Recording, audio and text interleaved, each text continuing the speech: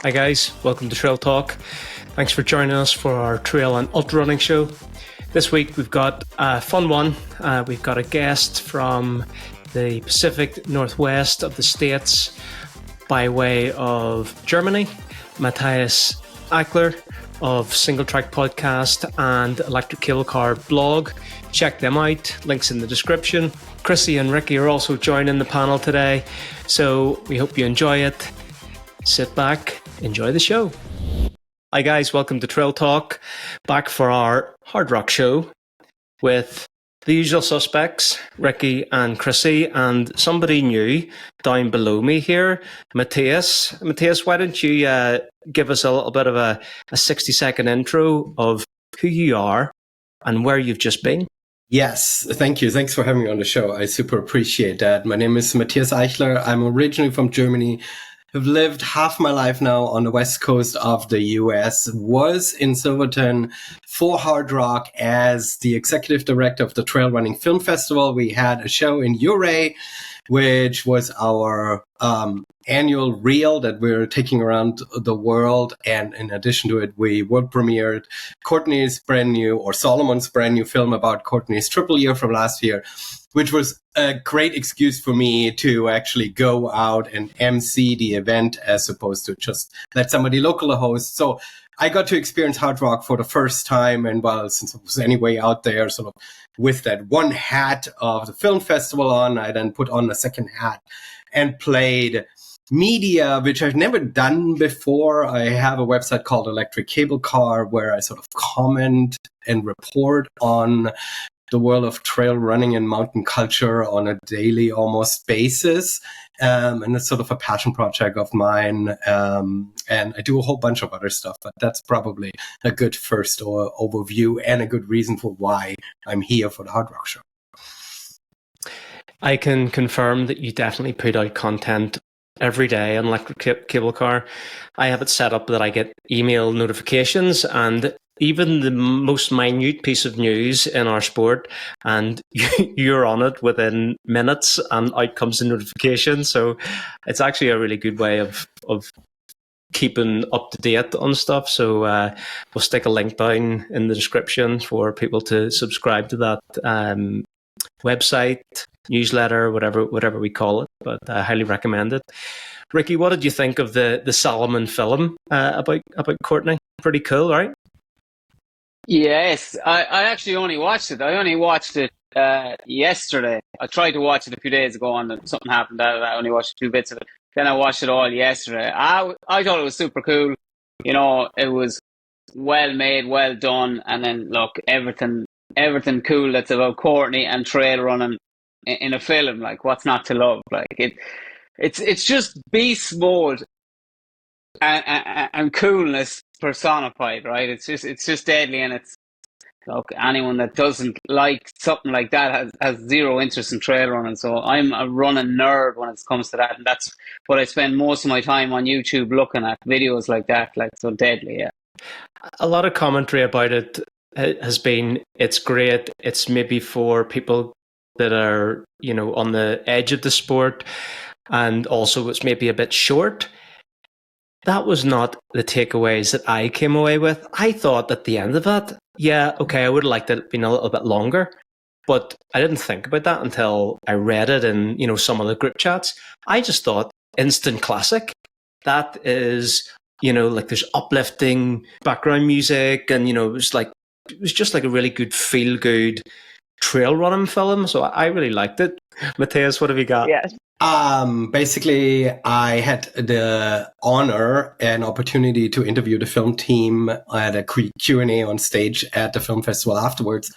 And one of the questions that I asked them was, does trail running have a free solo moment, right? The way the Free Solo movie was made catapulted Alex Honnold into superstardom, won an Academy Award, and sort of put climbing out into the stratosphere of global awareness. I mean, climbing has always been photographed and filmed much longer history than trail running in many ways. But that film sort of showed what's possible for outdoor sports. And so I asked them, slightly phrased differently. And what they responded was that when they approached Courtney with this film, and I think that speaks a little bit to what that film was and to the criticism that we've sort of heard by the super fans.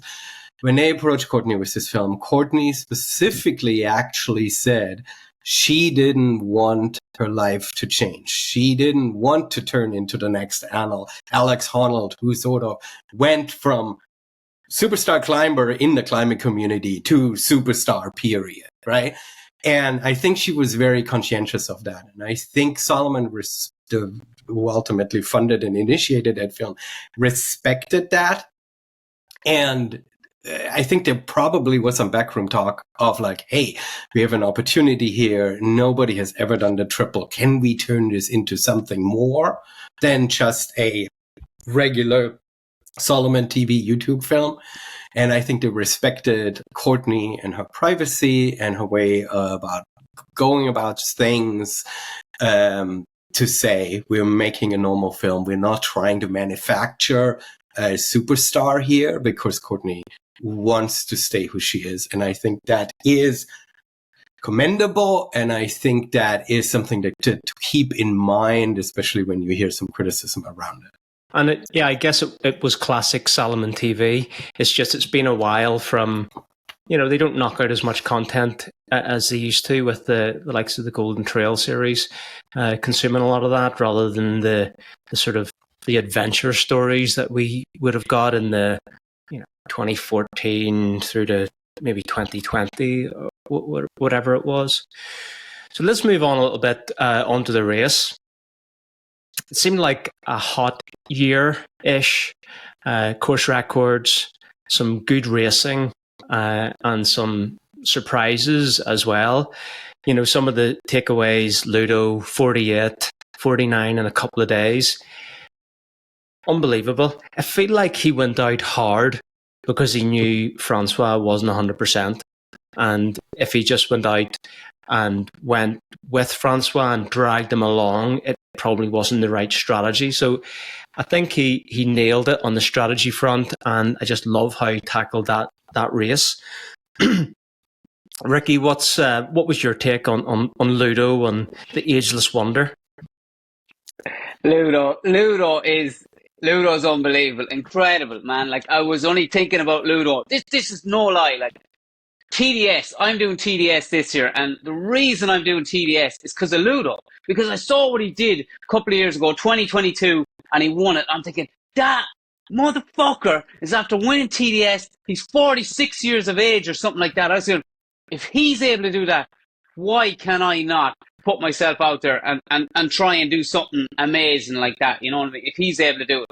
And then seeing what he did, 48 years of age, taking on, I know there was an image there where he was running up the hill behind Francois. It was a bit of like taking the piss, having the crack. And it was great. It was great to get that on camera, right? Where he like sprinted by him.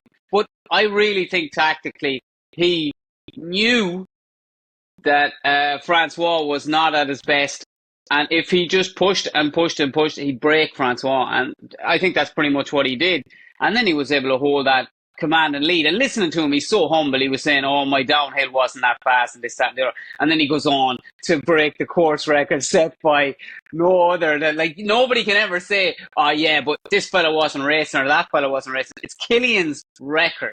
Like, Killian's the GOAT. Killian's the best. If you beat Killian's time, that's incredible. The only thing that was missing from it was little Zach Miller. I would love to have seen what Zach could have done. I really think that if Ludo was able to do that, what could Zach have done? How exciting would that have been? So, huge bummer that Zach wasn't there. We're going to come to Zach in due course. We all would have liked that Stoke. Chrissy, what did you make of the front of the men's race and Ludo at 48? The master of all masters. but I want to follow off of what Ricky said. And I think the race that I didn't know that I wanted to see until after was Ludo versus Zach. And I would have probably never guessed that Ludo was the one I wanted to see push Zach and vice versa. But Ludo had said, at the end, he knew it was coming into Cunningham that he was 20 minutes up on Killian's record, but he also knew Killian's uphill split, how hard Killian pushed to the end. And so the fact that he whittled that down to 3 minutes, yes. So the fact that he said he felt like he was racing Zach Miller style. I mean, can you imagine if you had the two of them pushing that hard to try and go under a CR at the end? I mean, what Ludo did was incredible, but that would have been a race. I think we had a lot of, a couple of lead changes, but then Ludo mostly ran alone. And, he even said he didn't, up until Cunningham, he didn't want splits. He was focused on himself. So, I mean, to just do that on your own, that's experience, that's mastery. And, it excites me for him. Matthias, what did you see of Ludo on the ground? I mean, what was your takeaways from that perspective? Before I go there, I think one thing that makes it so great, or makes the mindset of Ludo so great, is that he was over a month in the San Juans before the race, and he did soft rock twice in the lead up to this year. So he backpacked it himself, staying on the course at night with camping gear by himself, and then he did it with a few other French athletes. So he really, really prepared himself extremely well for that course, for the altitude, for that environment, considering that he's not from there. And so I think that speaks to the dedication of how great of an athlete he is. And it speaks to also what it takes to just be able to excel on that level, right? It doesn't come from anywhere. I saw the first three male runners come into Telluride, which was the very first big aid station in mile 12:27 or so.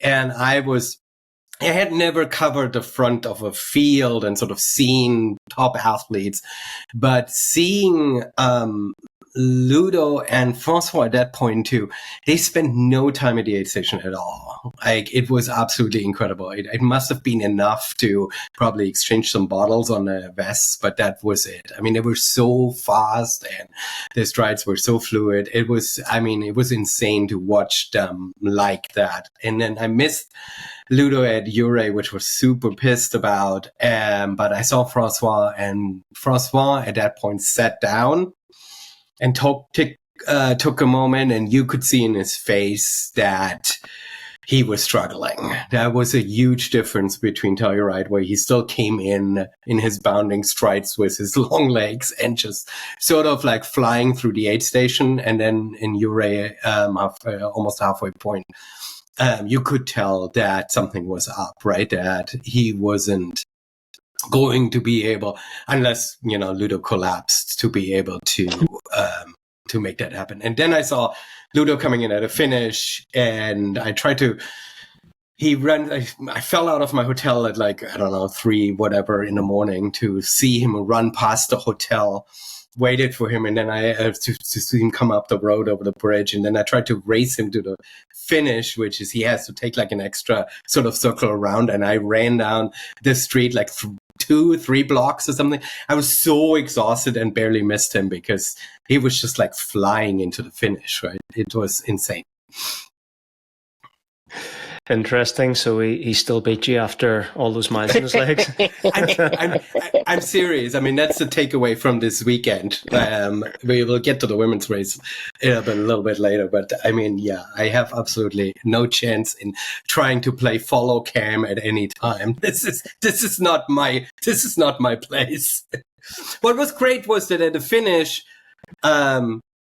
Francois was there congratulating Ludo. So even after he had DNF'd, he kept tabs on the race and went out, in the butt crack of the morning and Zach was there to congratulate him. And Yeah, then I'd expect nothing else from those guys. Pure class. Yeah. No, it was really great to see. And then, once Ludo had sort of recovered and his team could have sort of carried him to the stone, and so they had a big, sort of celebration once he sat in in that chair that they have set up there next to the stone. Ludo asked some really cool question about the women's race and where everybody is placed and stuff. So as much as he might have not been interested in his personal splits to stay in the game, he clearly was aware what was going on in the race, who was racing where and what. And so it was fun to sort of see how committed he is too. And then just behind, we had the day-long battle with Diego and Jason Schlarb. And let me just point out that Schlarb is fueled with Spring Energy. So, that is a positive thing for Spring after what feels like 3 months of negativity. And I also caught in one of the I'm not sure if it was pre or post race interviews with Jason, that he was saying that, maybe I'm not a guy that needs 90 or 100 grams of carb. I think maybe I might be okay on like the 60 or something. I'm like, I mean, the stories that have been going around, like we can see the cogs moving in your head, Jason. But look, those guys had a good race from start to finish. They yo-yoed all day, and great to see Jason come through after having some dodgy races, and also like a Masters athlete as well. So, like, Ricky, say a little bit about Diego and Jason. Yeah, again, two guys that are not young by any means. Like I think Jason is 46. Am I right? 46. And then Diego's he's got to be like late 30s, early 40s as well. He's 39. 39. So we look at compress sport athletes doing really well in Hardrock. You're looking at Aurelian last year, and then you're looking at Ludo, who's Hoka and compress sport, and now Diego, the little Dicky Bow compress sport man. Like, Diego's one of the first kind of cool trail runners I got to know when I got into this sport because of that Dicky Bow, and what do they call him, ZD Diego, so he's a very good character. And then Jason, Norda athlete, huge respect for that man. I think he's deadly. But he's had a bit of a shit show the last couple of years. I think he had a meniscus tear, which I too have had a meniscus tear, but I'm guessing his was a lot more serious than we'll say what I had. He had to get surgery, and then I think he had to get another operation on that to get it cleaned up a bit. And then he's just had a few other little injuries that have kind of held him back. But then listening what you were saying, I think he had a terrible day nutrition-wise. I think he was getting like sips of water and maybe 50 grams of carbs every 2 or 3 hours. He was running on fresh air, and the fresh air is pretty fucking thin up there, So he did unbelievably well to just hang on and hold third, because he was saying there coming into the finish, Brian Powell was asking him, was there a bit of to and fro? And he says, well, he could see Diego in front of him, but there was no way he was catching him. The legs were gone. It was more survival mode. No calories going in, only calories going out if there was anything coming out of his mouth or wherever it was coming out of. But I mean, he did unbelievably well to get there. But look, awesome sauce. What more can you say, man? You can't fuel on it. Fueled on thin air and awesome sauce. It sounds like a low carb diet. Chrissy, what did you make of Diego and Jason battling and those guys? And also, let me just throw this into the mix. Norda prototype shoe. We've got pictures. I feel like those pictures that have been put out there, it's almost like a leak to the press, the way those pictures come out. So I think they're getting ready. They're starting to build the stoke for UTMB week. Chrissy, what did you think about all of that? He is the Norda man. I think I've seen him called the sensei a lot of places. So, I'm guessing he's been working with that pair of shoes for a while and had a lot of trust to be able to take him out, on on a single go like Hardrock. You know, in terms of the race, I mean, it's pretty cool. It was pretty cool to listen to Diego's recap because, you know, he talked about how much they were actually switching places in the middle there, and, you know, how one of them had a, you know, better uphill, and then Diego would kind of reel him in on the downhill. And we love to see that kind of play within a race. You know, we love to see the racing actually happening throughout. And I mean, yeah, I think the other gear piece that we got to talk about with Schlarb is the Exodus vest. God, what a wild! I think somebody on the stream called it a tactical vest, and that's pretty much what it looks like. It's got this weird like side zip, and you lift it over your head to get into it. You know, it's kind of like it's like a naked vest, but it's harder to get into. And, you know, supposedly it's kind of like mesh all around, so it's wicking away sweat. But I mean, I just can't imagine the amount of just heat and weight that retains. So good for him for just, you know, sticking to his sponsors and his products that he, you know, I think helps develop and stands behind. Something he said in one of the interviews, he wasn't probed about the heat of the vest. I think it was maybe Brian Iron Far.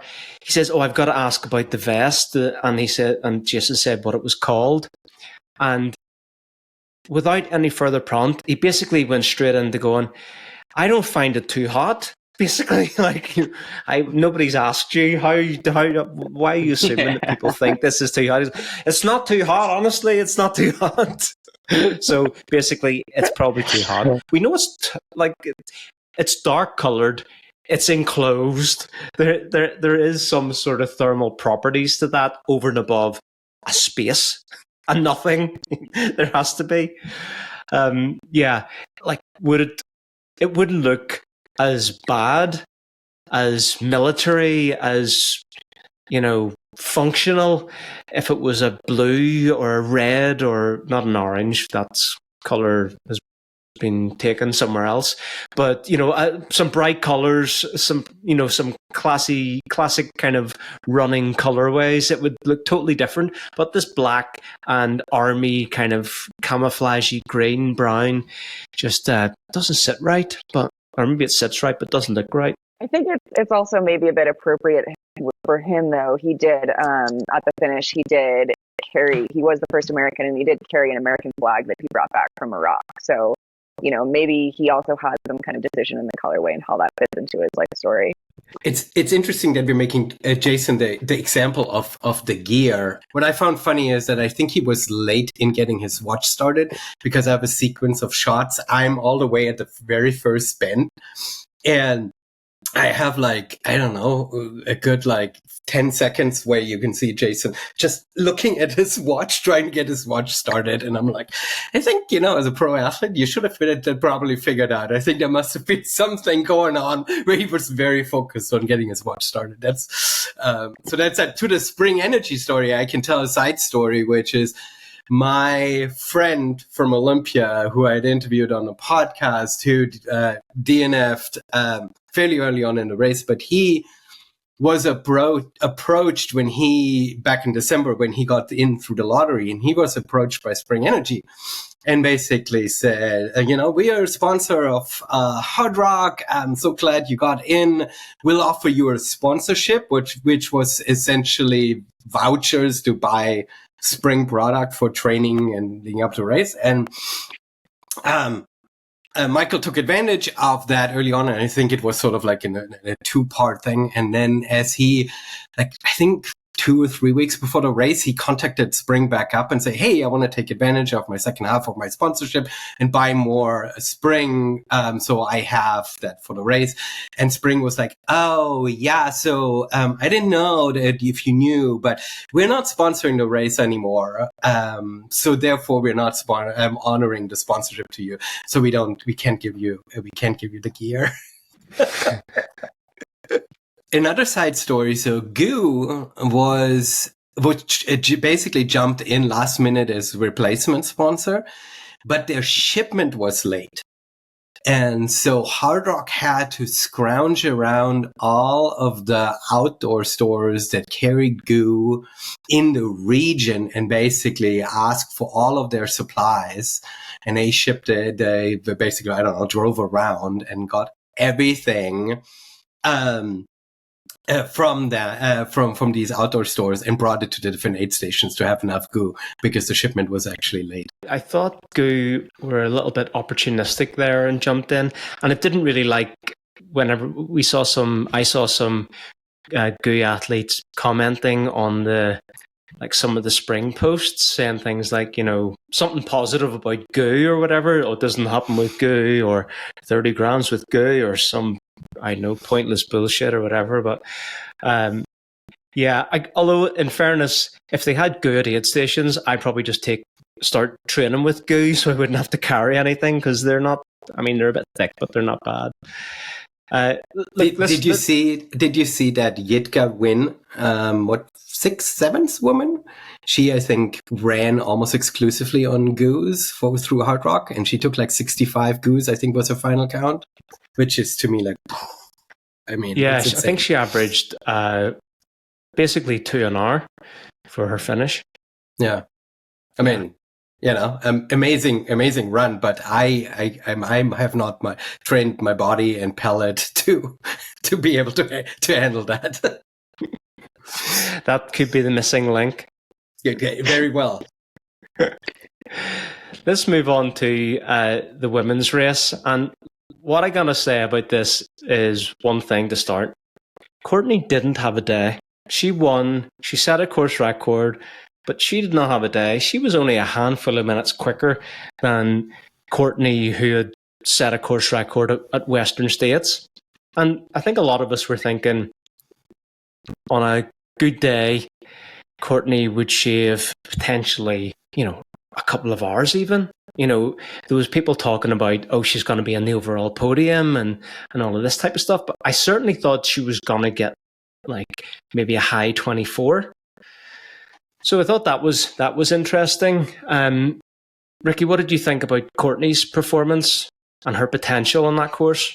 Yeah, but that's ultra running, right?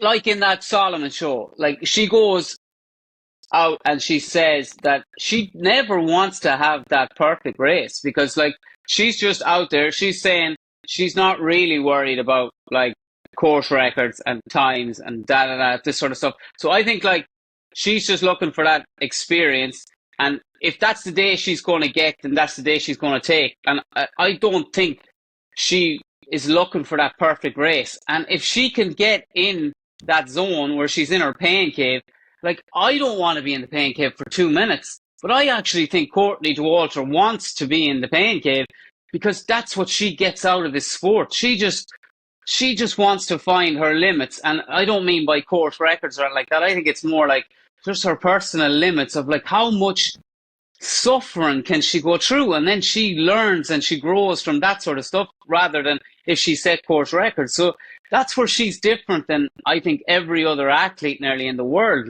It's there's something else that just clicks inside her head, and that's just Courtney, if that makes sense. When I was watching her, I was trying to figure her out and figure out what is she trying to get out of it. But I think that's what she's trying to just see how uncomfortable she can get, and then at the end of it, what can she actually learn from it and take into the next race.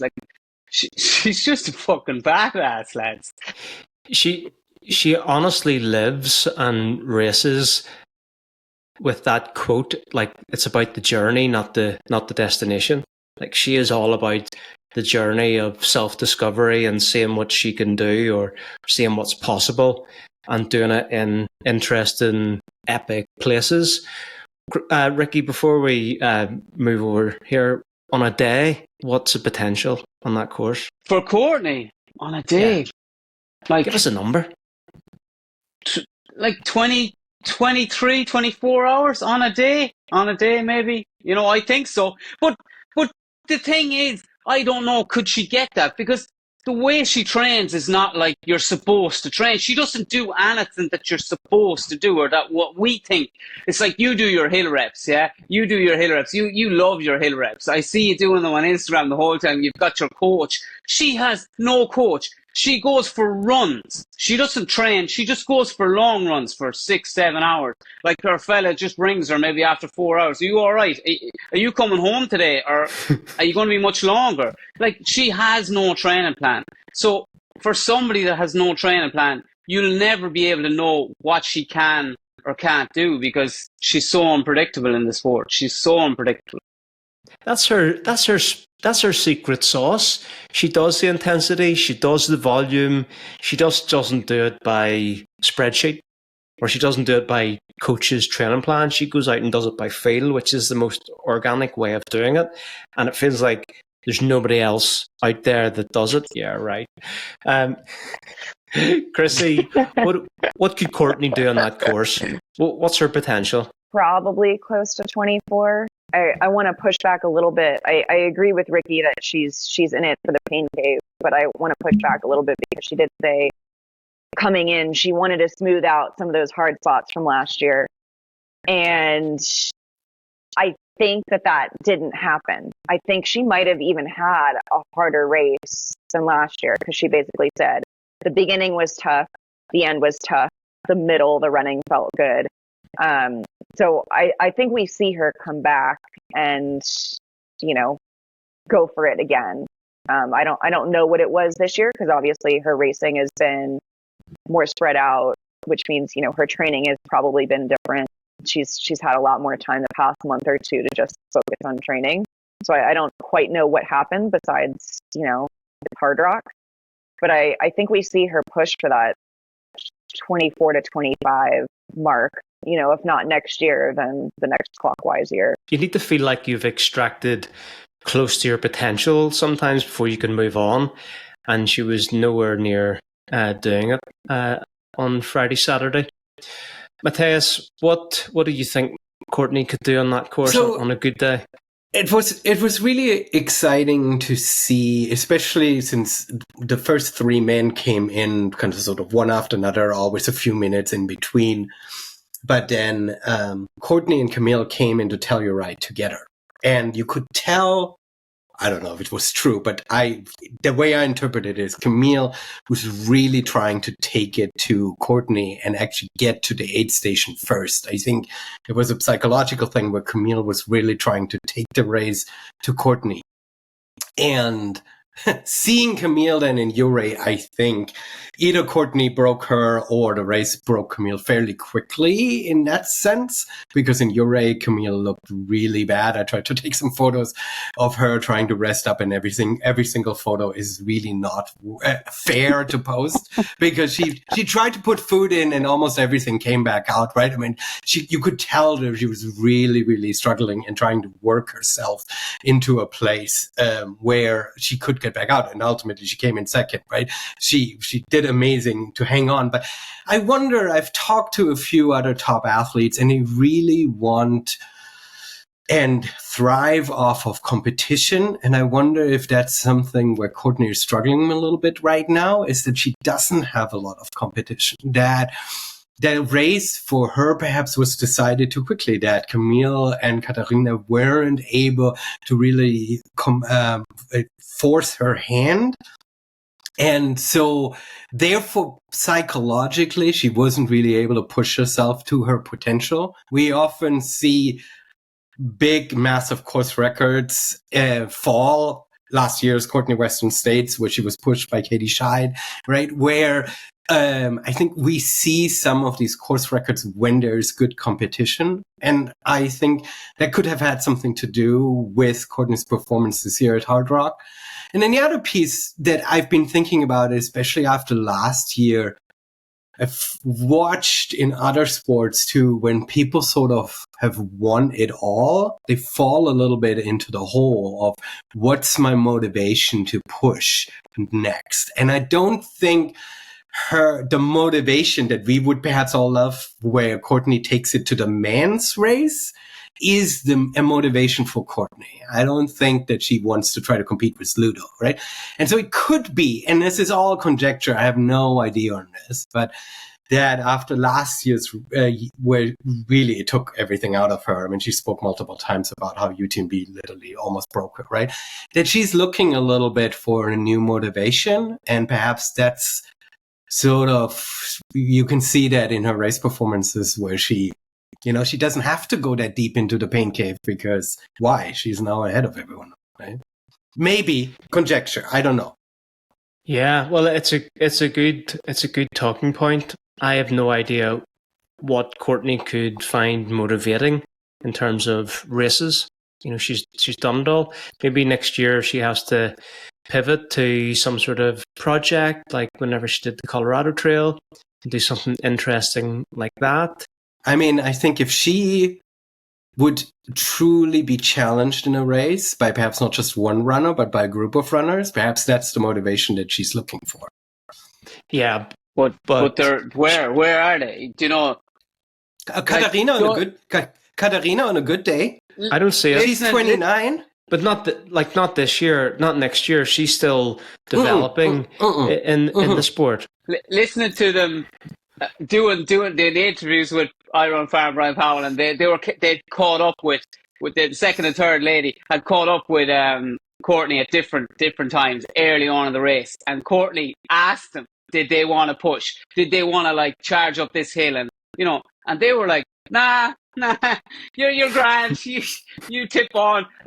How would you be motivated then to dig deep and dig yourself out of a hole if it wasn't going well when nobody's chasing you? Nobody's chasing you. They just said, nah, we let her go because she's in a different league. So very hard to be motivated when the competition aren't chasing you. What we would need to see at Hardrock to have a real competition there for Courtney, or at least a tantalizing idea of competition, would be Katie Scheid, Ruth Croft, Courtney Dauwalter. Those three, they are probably the best because they've got the speed, they're good technically, they've got the experience, and also they're competitors. They go out there to race. Nobody races harder than Ruth Croft. She only turns up to win. And she wouldn't give a fuck who she was racing against. She would go to win. Chrissy, what's your take on this whole stuff? And even just dip into, let's move on and talk a little bit more about Cami and Katharina. Yeah, I mean, I guess I'll just close it out with, I think it's no surprise that after doing the triple that Courtney did last year, that we're, trying to figure out what her motivation and what the next thing is, because how do you top that? And, there's other stuff out there, but it's kind of, you just keep going longer and then you really move away from having competition. The longer Courtney goes, I feel like the less competition she's going to have. There's mention of her being interested in TOR someday. I love the idea of a Ruth, Katie, Courtney. I don't know that it's at Hardrock for me. I think maybe it's more at a UTMB or a Cape Town or, something else that maybe puts everybody's, kind of speed and mountain resumes together. In terms of the rest of the race, I mean, I think Camille, it was very exciting to see her out at this race and to be healthy again and to be running the way she did. But she did say she kind of had a first 15 hours and a second 15 hours. And I think she really did. She was trying to push Courtney and she was trying to push herself as much as she could. And she, I think, probably broke herself a bit. And she said she had a lot of, self-doubt and bad self-talk, but she still ended up second, for as shit as she felt. She is still an incredible athlete. And, I think it does speak a little, we look at kind of the whole depth of the women's field and it's still working on improving at Hardrock. I mean, we're talking, what was it, 31 women this year from 29 last year. So, we're still working on the depth aspect at Hardrock. I think you have that top end, but, to see, that people are still 3-4 hours back from Courtney, it's still two different races in the women's field. Matthias, why don't you tell us a little bit about Katharina and the story of her dropping Dakota late in the race? I asked Katharina after you brought it up, and essentially what happened is that after Western States that Dakota ran, Dakota had some knee issues, and I think one of the problems that Katharina had, and that speaks, I think, to her performance. I mean, they're basically like there's her age and her potential, and then there's everything that was stacked against her at Hardrock, and you can almost check this off and take an hour off of every single one of for everything one of the things that went sideways for her. And she basically had Dakota as a pacer, and Dakota was able to pace her through the night. So through the sort of the time when she wanted the most help, but eventually Katharina dropped Dakota because of his knee issues. And Katharina was aware of that and was fine. But I think it speaks to the bigger issue that Katharina had coming out to Hardrock for the first time, and that is she had absolutely no crew, right? I mean, and I think coming back to, is anybody going to really take the race to Courtney at Hardrock? I don't even know if it's possible. Courtney lives in Leadville. She lives close by. She's won the race now so many times. She has so much experience on this course. And I don't know if there is any woman out there that can catch up by matching as much as Courtney has in the positive side and the super plus side for that particular race. Because I think everyone else that shows up there because of the difficulty in how to get into that race and stuff has sort of almost no chance, right? I don't know. I mean, first off, I think it has to be at the 100-mile distance. It has to be ultra trail. It can't be, some sort of 100-mile trail race. I don't see Courtney as a mountain athlete. She's an unbelievable ultra runner, the best. But somebody's going to come along and they're going to beat her at some point. It's inevitable. It's going to happen.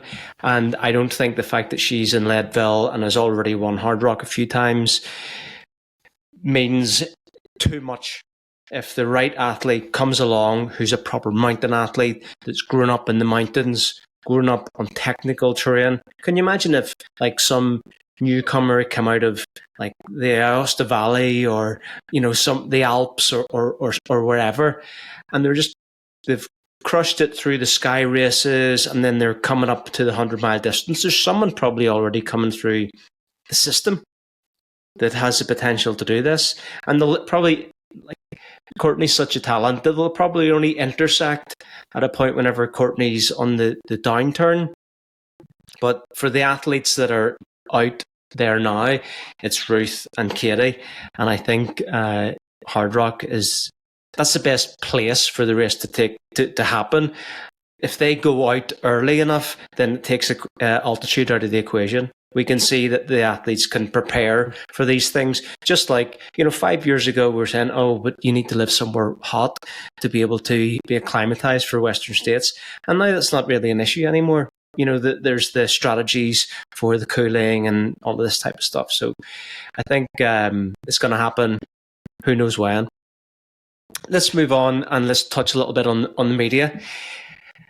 I don't know, I was texting with friends and in the Trail Talk WhatsApp group and what have you in the lead up to Hardrock, because Freetrail, I Run Far, the other single track and Mountain Outpost, they were putting out the same bloody interviews, the same people, maybe not the same questions, but they were getting the same answers.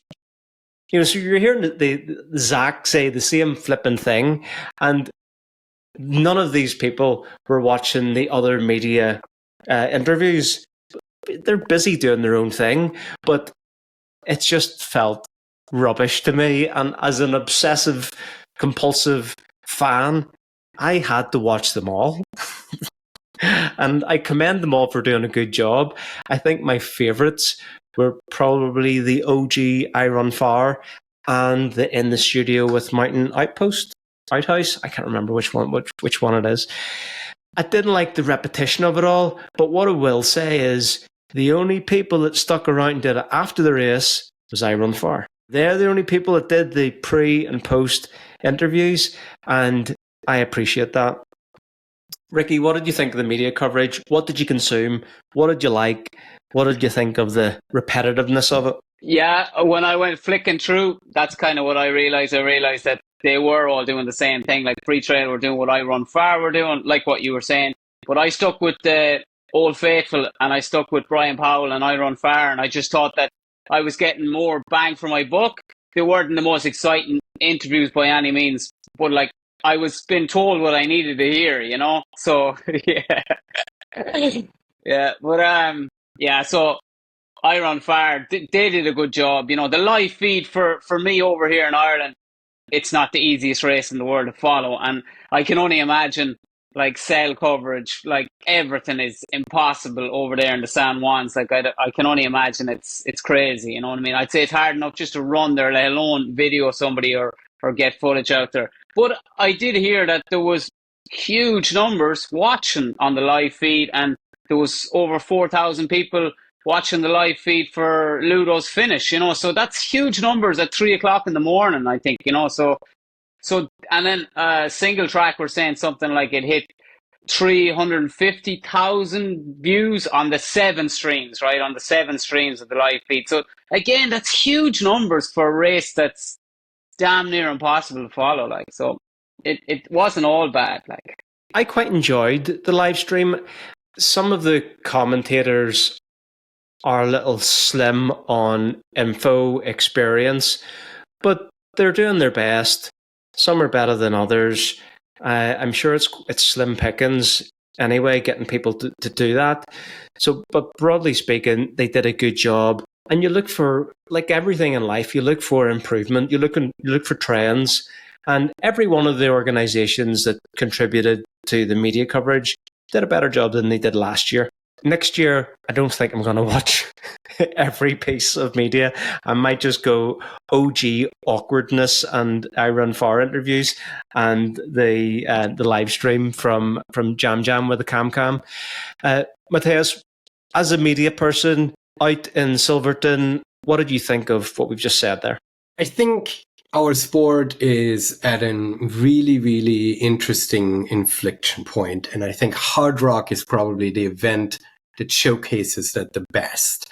Megan Hicks is vice president of the Hardrock organization, and the president of the board is stepping down at the end of the year. And Megan Hicks is sort of, I think it was announced that she's going to be taking over. I think there's a part where Megan lives in Silverton. They own a house there. So I think I would conjecture that part of the reason why Hardrock is so well known is because I Run Far, the OGs, have always covered the event because it was always very convenient for them to cover because they lived close by. So I think there's a history of that particular event getting additional media coverage compared to other sort of obscure events a little bit.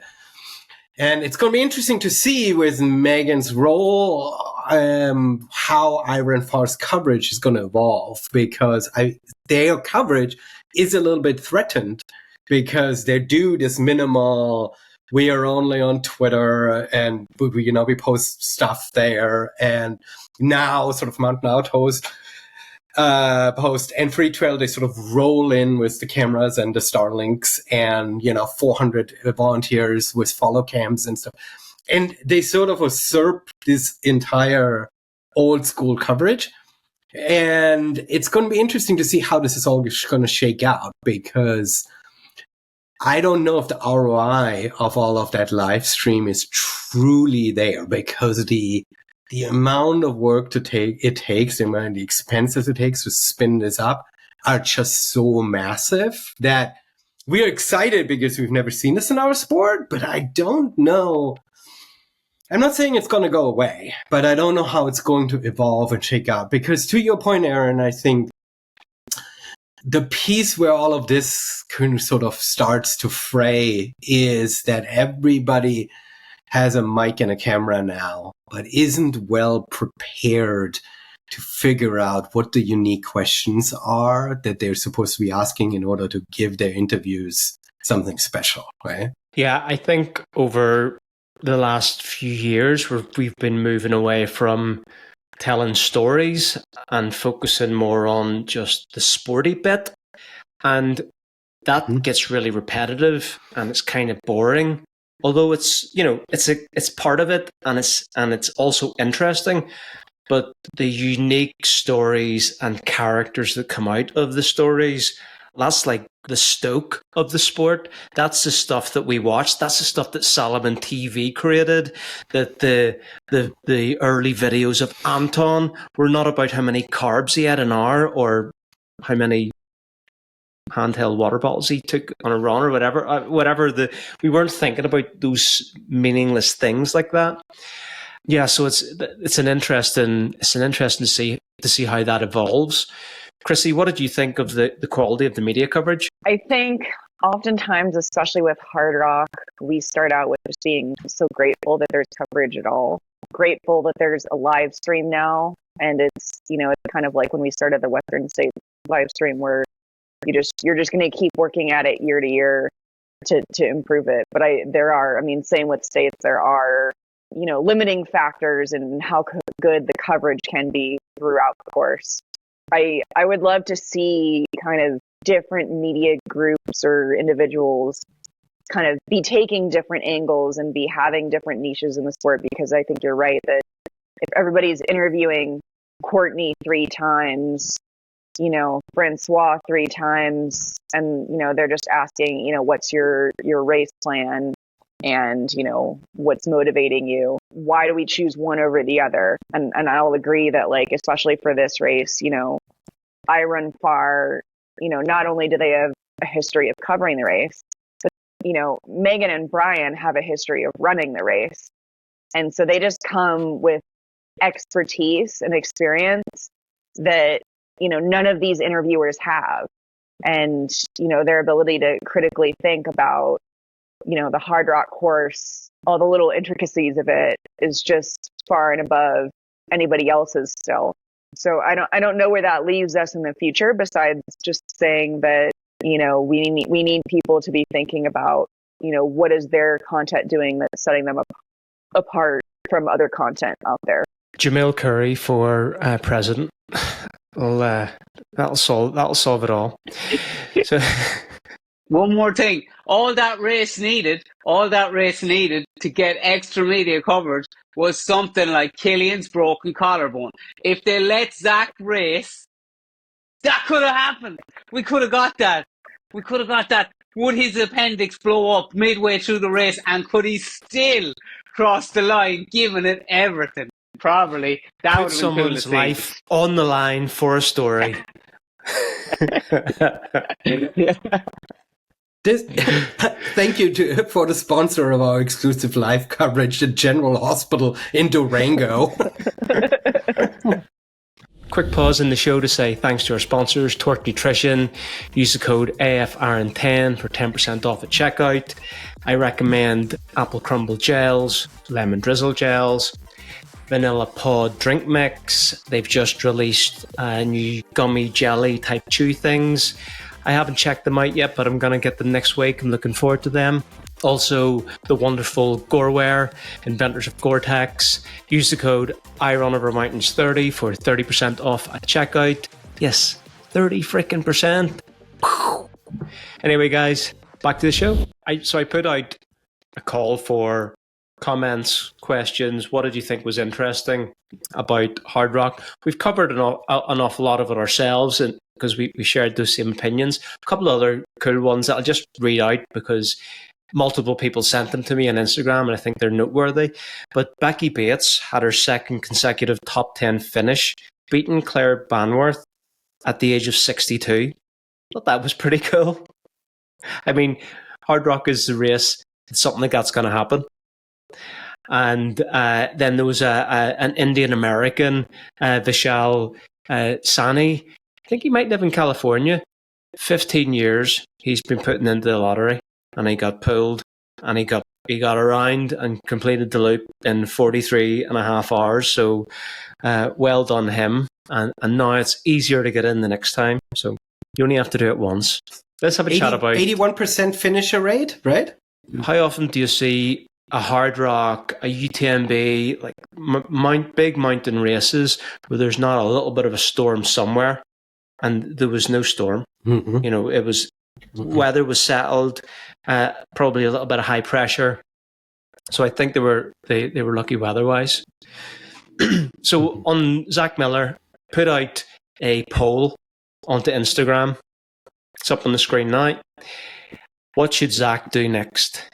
Options were UTMB finale, Grand Raid de la Reunion, Nolan's 14, or something else. I gotta say, there was 10% of the votes for something else, but only 2 or 3 people actually DM'd what that something else could be, and they all said Leadville. That sounds boring to me. I'm not a Leadville fan. It's too flat. No. Whenever the race profile is this, doesn't interest me. But interestingly, I tagged Zach in the poll, obviously. So he DM'd me. Said, "Well, what are people saying?" So the poll had only been up for like 4 hours at this point. I said, "Look, I'll let you know tomorrow whenever it's run. Here's what it is so far." So I sent it through to him. He hasn't seen it yet. It's just the poll just finished an hour before we started recording. 55% of the vote said UTMB finale. One of those voters was me. 21% Diagonal de Fou, the Grand Raid. 14% said Nolan's 14. 14% and 14 Nolan's 14. Coincidence. I don't like the thought of that at all. Zach is not an FKT guy. Nolan's 14 is like a project. You don't just go out there and do it, and you know that's something you commit time to, and you respect the route, and you kind of live it for a little bit. And I know he could do that, but we want to see him race. We want to see him competing against Jim, against Tom, against all of the Euro people that Americans won't even know their names. So, Chrissy, we'll come to you first. What did you vote and why? So I voted Nolan's, and it's because I thought I had heard him mention it one of the interviews or something. And he had put his interest out there, and I think that would be a really interesting way to use the fitness that he has now and then go and do Grand Raid. That's kind of how I was thinking about it. Okay. Yeah, so you're thinking he's in Colorado now, just going to do Nolan's 14. Yeah, okay. I get that. No respect for Nolan's 14 by doing it that way. Throw that idea out. No, I will not endorse it. Matthias, what did you vote and why? Let me rephrase that. I think the Leadville situation isn't all that dumb because I think it's the closest event in time frame. So he could use his training block that he's built up. And I think if I'm correct, there's a long-standing course record that he could take on. So there would be a little bit of a story there. So those are the two pieces. But beyond that, I agree. Leadville is not a race that we look for somebody as exciting as Zach Miller to race, right? I mean, for me, the UTMB is, from a training block point of view, perhaps a little bit far out. But for me, it's all about the juiciness of the whole Whistler aftermath kerfuffle and his email that he sent with Killian, or this like backstory email. Like, I would just love to see how all of this sort of like evolves, because if he, after all of this, truly stands in the starting line of UTMB, I'm going to write about it. I'm going to write about it. On electriccablecar.com. That's where we'll see that writing. Yes. I think in his defense, he did reference something along the lines of, that's not really an issue anymore in kind of broader terms. You know, it's kind of like shaken out that it's not as bad as what we once thought. And I think we have to commend people that are strong enough to say something and then change their mind because new information's come to light. So that's what I would say about that race. And for Leadville, But I think Leadville's like the 8th or 9th of August, am I right? It's somewhere like the first part of August. yeah, I'm going to say something. I think it's super cool when people change their minds. No, I agree with you if new information comes out. But I think it's important that we hold those people accountable and let us walk down this path with them. Because so far, nobody has come out, really. We just had Trail Conference happen between Broken Arrow and Western States, and the Pilates were there on the panel, and my read has been that the atmosphere in the room with the average fans is still fairly contentious. So I think there is sort of a situation where UTMB and Ironman, and this is sort of taking this conversation a whole new way, and I'm apologizing for this huge sidebar, but that something got kicked off, and I think the big people are starting to come around and have backroom conversations, and they're all sort of starting to mend the fences. But overall, nothing has really been said publicly to say, hey, you know, there were some misunderstandings. Let's mend the fences. Let's all get off our hobby horses and get along again. Nothing really has been said. So the large sort of fan base is still very much angry about this. Yeah, in America. No, yeah, I mean, absolutely in America. I mean, in America, that's where it was to begin with, right? Ricky, what did you vote for? Listen, Tell us. What do you want him to do? The Grand Raid. The Grand Raid, because I felt like when he was giving his interview with Freetrail, I felt like that's what he wanted to do.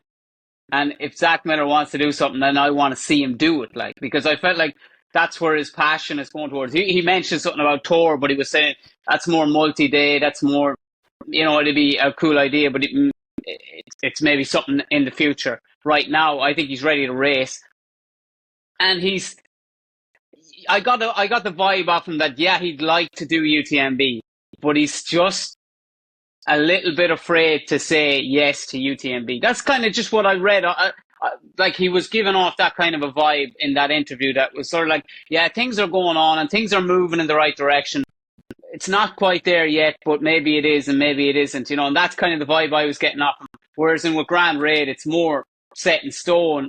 There's nobody going to object to him going there. It's going to be a pretty strong field, and it's a class race. So I see him going there, you know, and I think that's what he'll end up doing. But yeah, look, the true fan, I'd love to see him go to UTMB. Like, I'd love to see him throw it down again and maybe take the win at UTMB. How cool would that be? Like, Zach Miller winning UTMB after coming second last year, but I just don't think he's going to do it. I think last minute he will sway and he won't do UTMB, unfortunately. Interesting, we all have a different take on that. Every one of us want them to do something different. So, yeah, differences of opinion are celebrated here on Trail Talk. Bring it, explain it, and own it. Yeah, look, I think it would be a cool storyline if American men won jack shit at UTMB and then they won 2 in a row and maybe even were first and second. So I think that would be cool. I would love to see, I mean, this is the year, I think Jim's so strong that this is the year for like Tom to maybe take it to Jim. Although given Tom's recent performances, I'm not even sure if a 100% Tom is good enough for Jim after Western States. So I think throwing Zach into the mix would have just maybe put a big threat out there for the win at UTMB. So I think that would have been interesting, but look, time will tell. We'll find out in due course. I think it could be a bit more interested in the Grand Raid if I knew people that were already committed to competing at it. But right now, all we know is Zach's maybe interested, and this is the race, and there'll be a shit ton of French runners in it. and that's kind of all that we know. So there's a lot of Americans going out from what I've heard. do you know any names? Rod. Oh, Farvard? And then there's a handful of women. Yeah, there's a handful of women. So. Zach's teammate as well. So yeah, that's also makes it maybe even more tempting for him. Never hold anything like that back, Chrissy. We need all of this insider information from the California runners. Like this is one of your objectives in the panel. Dish the dirt, as we like to call it. He did say it.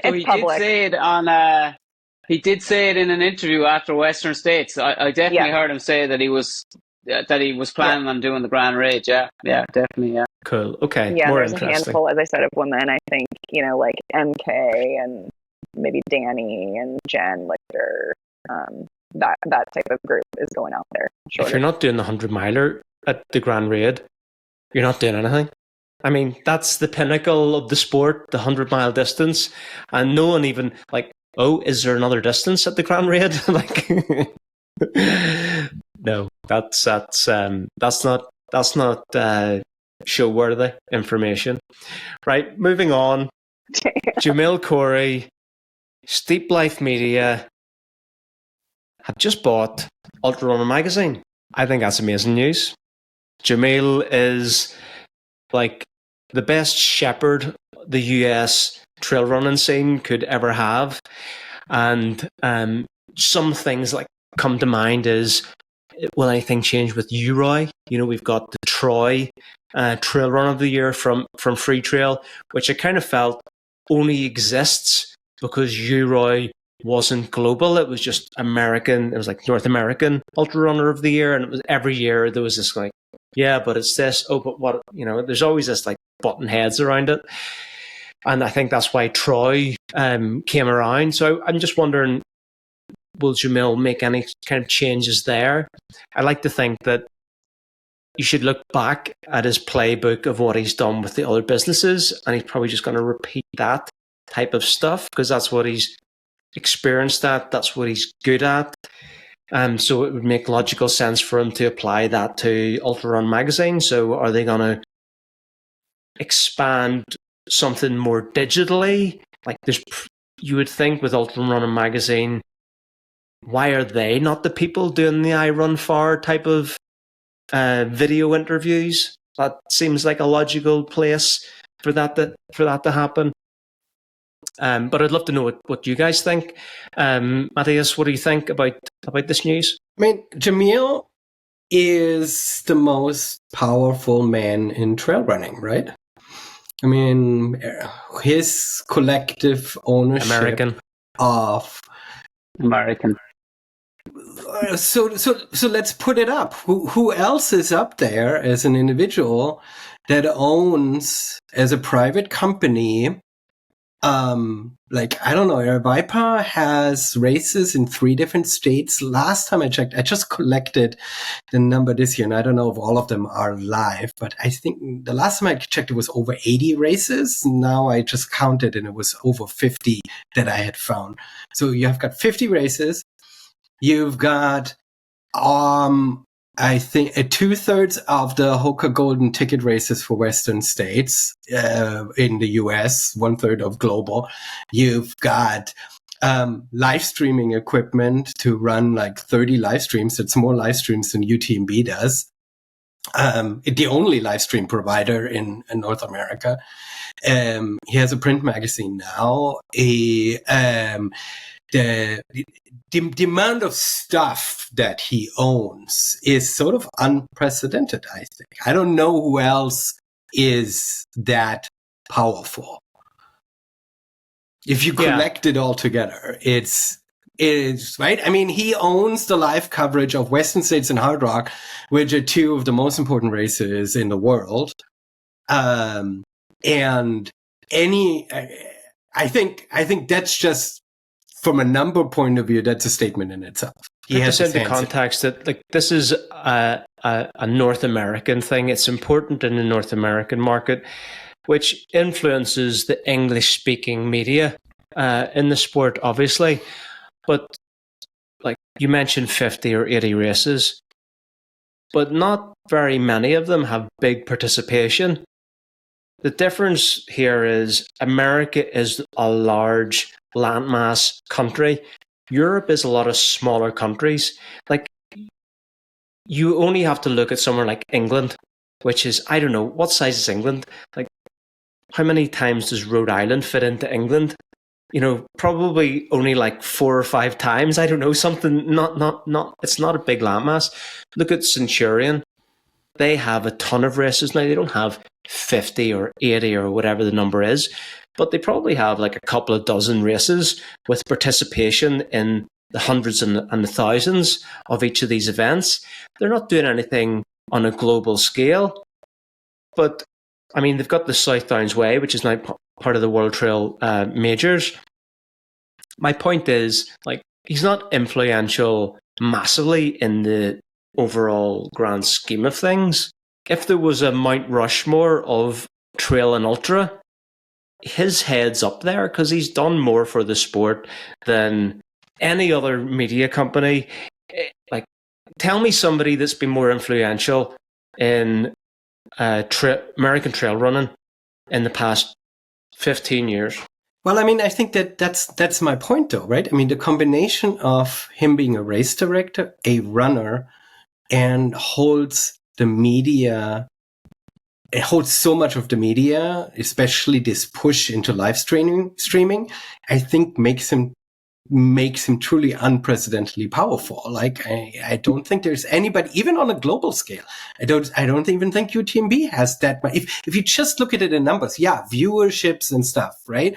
And money in the bank or whatever, right? But if you just look at the amount of collective ownership that he holds and the fact that he sort of is literally the only live stream provider in the US right now, I mean, puts him into an extremely powerful position.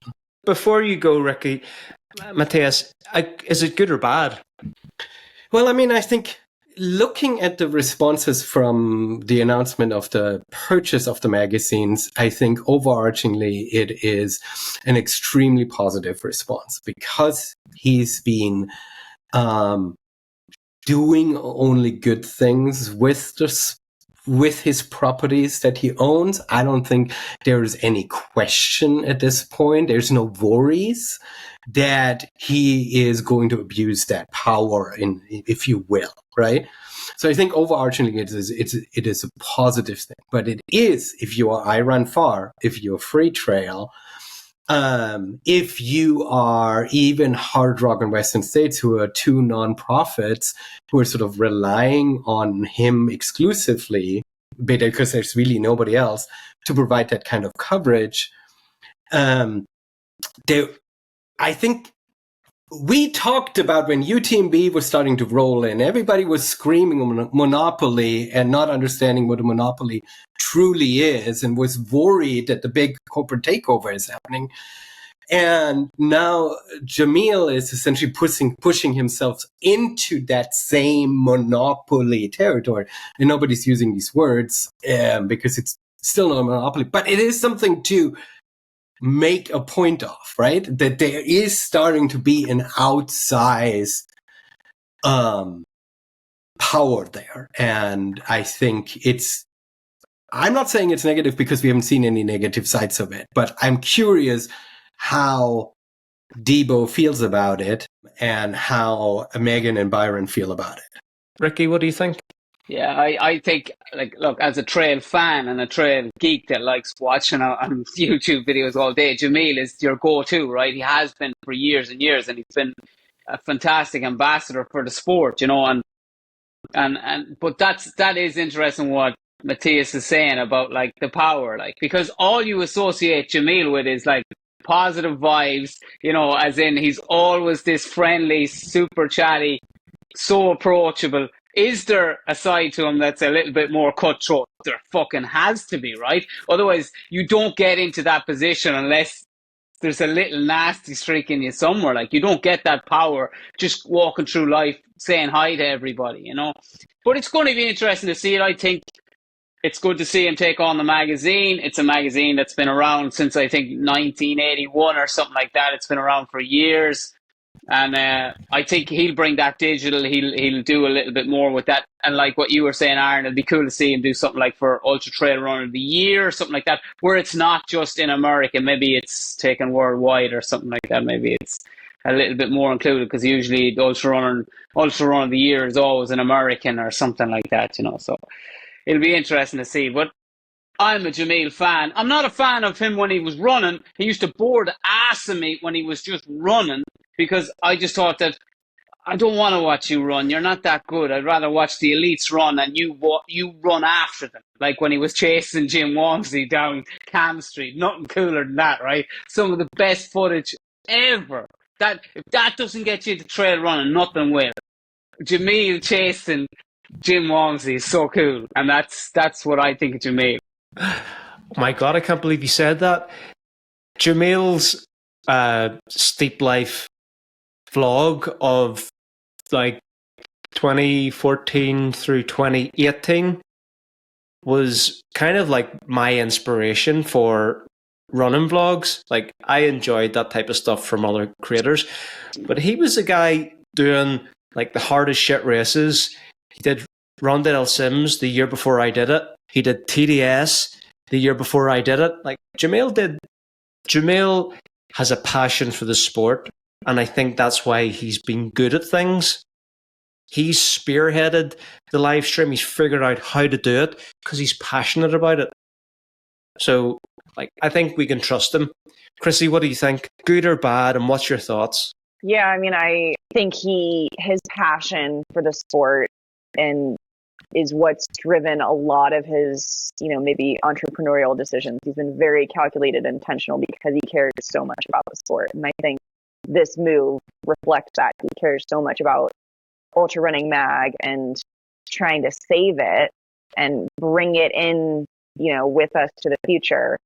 That drives his wanting to do it. And, in terms of it being positive or negative, again, I think because his intentions are true, or they appear to be true for the most part, it can be a very positive thing for the sport. I think you just have to make sure that you're separating all these different things that he has his hands in, because I think one of the criticisms so far that I've seen, and trying to dig through the commentary looking for any criticism, is that people want to make sure that this stays kind of unbiased and uninfluenced, that Ultrarunning Mag covers, all races, that, the money that's coming from other races to be advertised or, to be promoted, isn't influenced by Era Vipa races coming in and taking over the whole mag. So I think there's a little bit of that questioning of, like, people are scared after UTMB and Ironman that everybody wants to change the sport and everybody wants to change the system. And as I said, I don't think that that's his approach.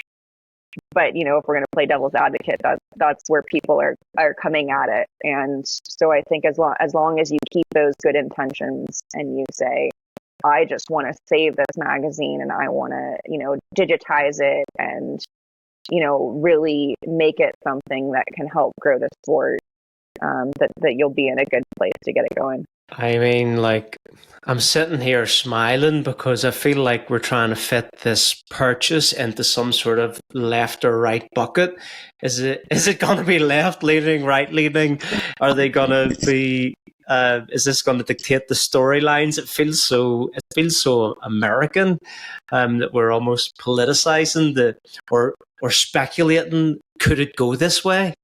Yeah, and this is not, my perspective. It's just in looking for any criticism. I think that's what people are trying to do. They're trying to predict, what his intentions are and what he's trying to do and grow the sport. But as I said, I think, he's just such a big fanboy that he, and he's such a creative thinker and problem solver that he's, probably the best, if not the only person who could have, maybe helped Ultrarunning Mag survive. Any running media company, I Run Far, like Byron and Megan could have taken over on that magazine. Or, I mean, Dylan Bowman interviewed the guy from what's that magazine? Mountain Culture. Yeah, it's like Gazette? Mountain Gazette or something. Mountain Gazette. Yeah. And he was saying how deeply impressed he is with having a physical magazine and how Dylan wants a physical magazine. So, I mean, Dylan could have taken it too, right? So I think that there are people who could have taken it for sure. I think it's just a question of who had the resources and the investment ability. No. So I don't know how long we want to make this story, right? This conversation. No, this is sort of a little bit of a conversation thank you.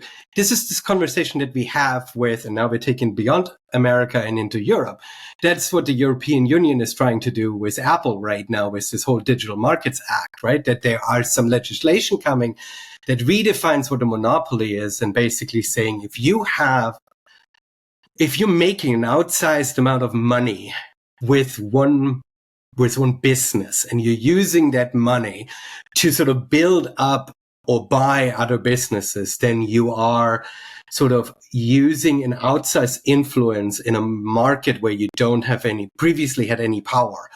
And that is sort of the challenge. So from a resources point of view, is Jamil, and again, this is all conjecture, but it's also sort of those parallels and those stories that I'm thinking about, is the insane amount of money that Jamil makes at Cocodona, the money that he's investing into buying the magazine and stuff. And that's where sort of trail running is a very tiny market. And so therefore we don't really think about it in that way.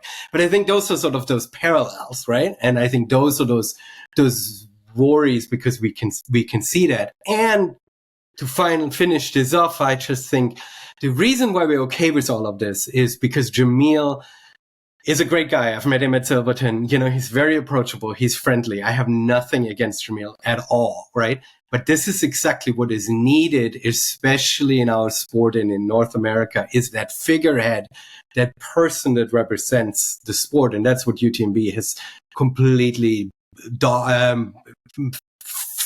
faulted in the US, right? That they try to expand without a single person that can stand up and say, hey, I'm the good guy, right? And Jamil is the good guy. And I hope that the machine underneath him is also good, right? And we'll close this segment with one thing that may age well or not, but mark my words, UTMB will buy an Aravaipa race over the next couple of years. It's going to happen. Oof. But guys, that is all for this show. Thanks for listening. Matthias, I want to give you the last word. I've been thinking about this. So whenever we're cheering on runners in France, it's allez, allez. In Italy, it's die, die, die, die, die. It's go. What is it in German? I actually don't know. I really don't know. What's the chant? Like when we see Hannes really Namberger, what do we say? Like, we need to know. I need to get back to you on that. We've ended with a burst balloon. But anyway, guys, thanks for watching. See you next time. Well, guys, what did you think of the show? I think it was a fun one. I just would love to do Hardrock. Keen to know, have you been entering the lottery? How many attempts, how many years have you been trying? Also, what were the things that you enjoyed from this year's run, not race? Let us know down in the comments. You also know the drill. Share it with a friend. Subscribe. Hit the bell. Do all that stuff that helps get the word out about Trail Talk. Peace.